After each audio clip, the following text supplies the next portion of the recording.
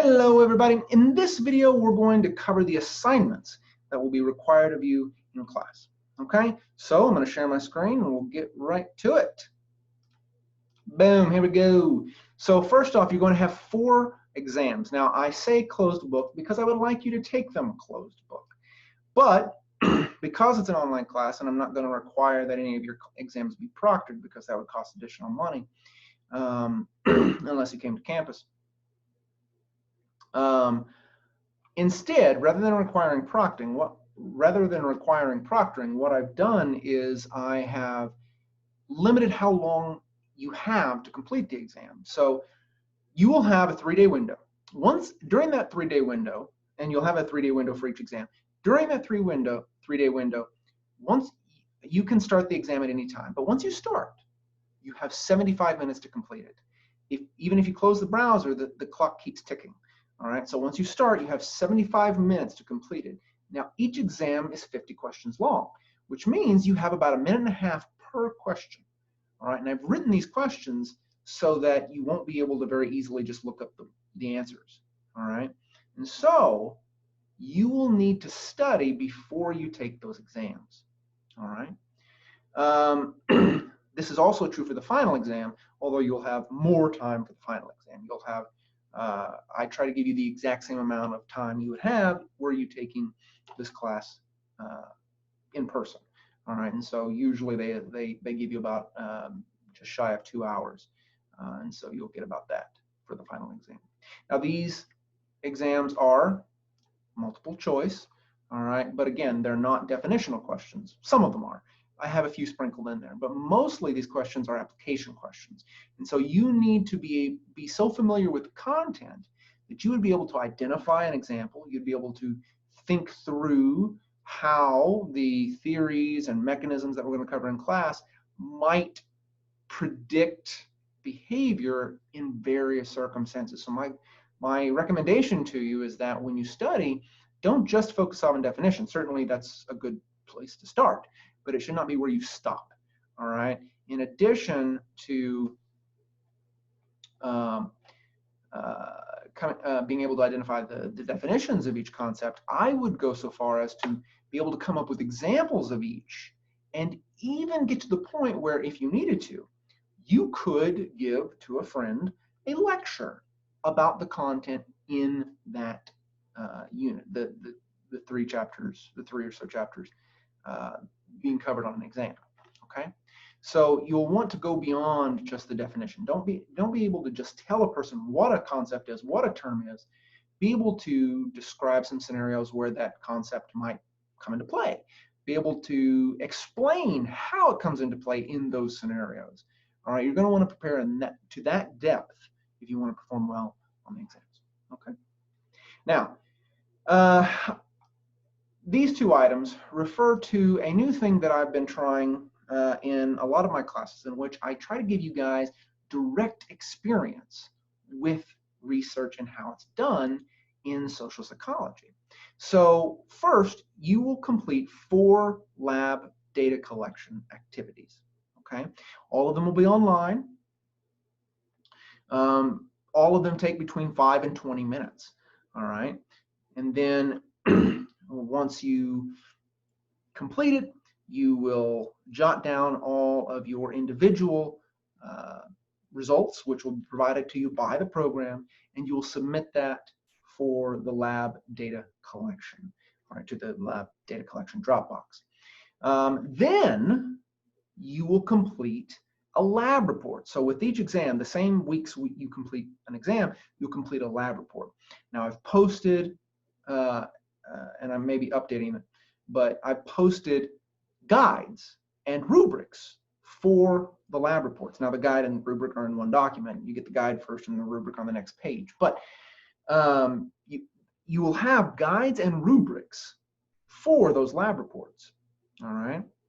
I will then give you feedback on those lab reports in the hopes that you can then improve later lab reports. Now we will there will be 4 lab data collections, 1 for each unit, so basically 1 for each exam, and 4 lab reports, again 1 for each exam. The deadlines for completing those will be in the course schedule, which I'll get to in a little bit.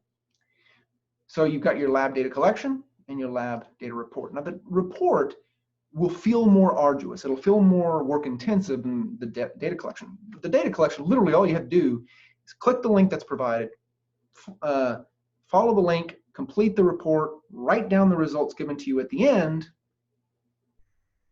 and submit what you wrote down with labels. So you'll want to label your the data. So what is each number that you've given me? All right. So you'll want to do that. But the lab data collection is fairly easy. It's the report that will take more time. All right. In the reports, you've got to create APA style tables and graphs. You have to write a discussion section and a very brief method section. And I'll talk a little bit more about that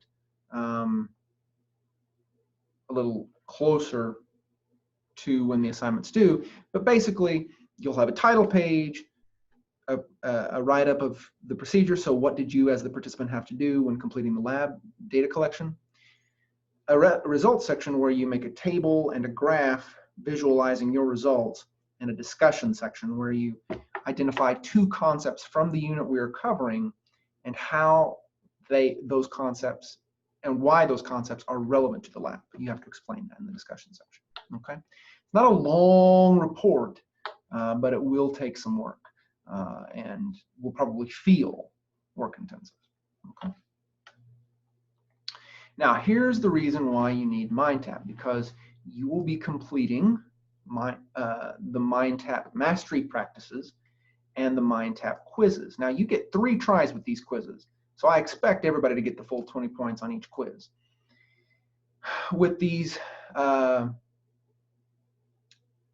practices, you just have to put in about 10 minutes of work, and then I'll go into MindTap, see how much work you put in, and if you've put in about 10 minutes of work or more, hopefully, I hope you put in more, because that's what those MindTap practices are for, to get you really familiar with the concepts. All right, so the more of those you do, the better. But if you do the minimum, all right, then I'll give you the points for those. So these should be fairly easy to get all the points, provided you put the work in. All right.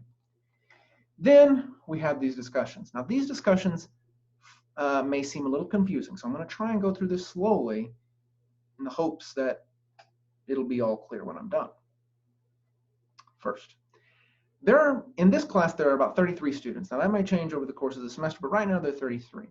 And it mentions in there that in the first day, today, I was going to assign people to groups. Well, I've done that, and I've posted a news item now in the D2L page that has the 5 groups and who all are members of each of those groups.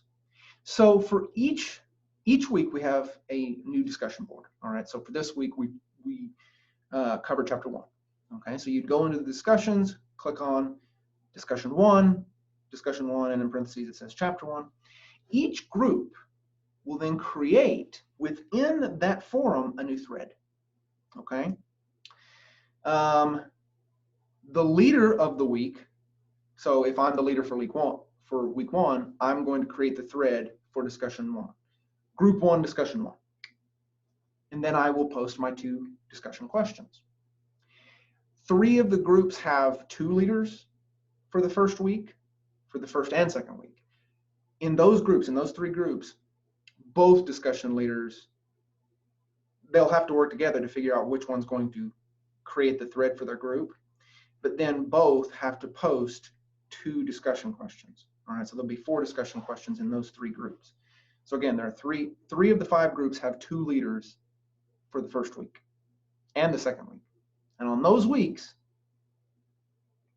both discussion leaders post 2 discussion questions. Now, the participants, so let's say I'm not the leader of week 1, all right? Well, I'm going to respond to both discussion questions. I'm going to give a good quality response, and I describe what a good quality response is in here. It needs to be well thought out. It needs to be carefully considered. It needs to be well written, all right? So, and I'm going to give a response like that to each of the questions. For those participants in those 3 groups that have 2 leaders, you're going to have 4 questions. So you don't have to answer all 4, rather you just have to answer 2, but I would like you to choose 1 question from each leader, okay? Now, after the participants have responded to the discussion questions, the leaders then have to come back and respond to the participants' responses. So, by Wednesday of each week, by 11:59 p.m. Wednesday night each week, including this week, the leader or leaders have to create a thread, a single thread for their group, and have to post their discussion questions. By the Friday of each week, so including this Friday, the participants of the group. So if I'm in group 1, I only respond to group 1's questions. If I'm in group 2, I only respond to group 2's questions. By Friday, the group participants respond to the discussion questions from their group's discussion leaders. So by Friday at 11:59 p.m., if I wasn't the leader, I would have to respond to my group's leader, or leaders' questions. By Sunday of each week, including the Sunday of this week, the leaders then have to respond to the participants' responses. Okay? Now, I've tried to lay that out very clearly, but I've also written it out here. All right, so you've got those deadlines that I just mentioned. All right, you've got the participants' responses and the discussion leaders' responses. All right, you've got a description of the leader's responsibilities and the participants' responsibilities. It occurs to me that I don't think I was sharing the screen when I was talking about the MindTap practices, but here's those that I was referring to earlier.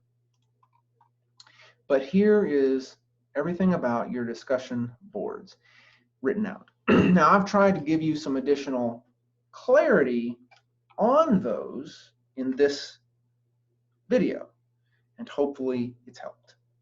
If not, and if you have any other questions, do not hesitate to send them my way. And that goes for everything about, that goes for everything that we've covered in this video. If you have questions about anything, please do not hesitate to send me your questions.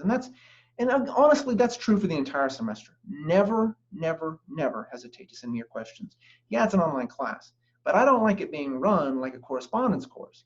All right, I've got lectures and such for you to watch, all right, each week. And you'll need to watch it because you'll be watch those lectures because you'll be testing on material from those lectures. I don't want this class to be a non-involved passive class.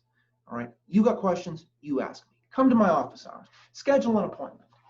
You don't know what you're doing with any of these assignments, come ask me. I want to help. I want to engage with you guys. All right. All right. That is it for the second video of the 3 that I will be posting to welcome you to the class. The last video that I'll be posting will be covering policies in the class, so be sure to look out for that one. All right, guys, that's it for this video. As always, if you have any questions, send them my way. That's kind of my tagline. You'll probably hear it at the end of every video. If you don't have any questions, then I'll see you next time.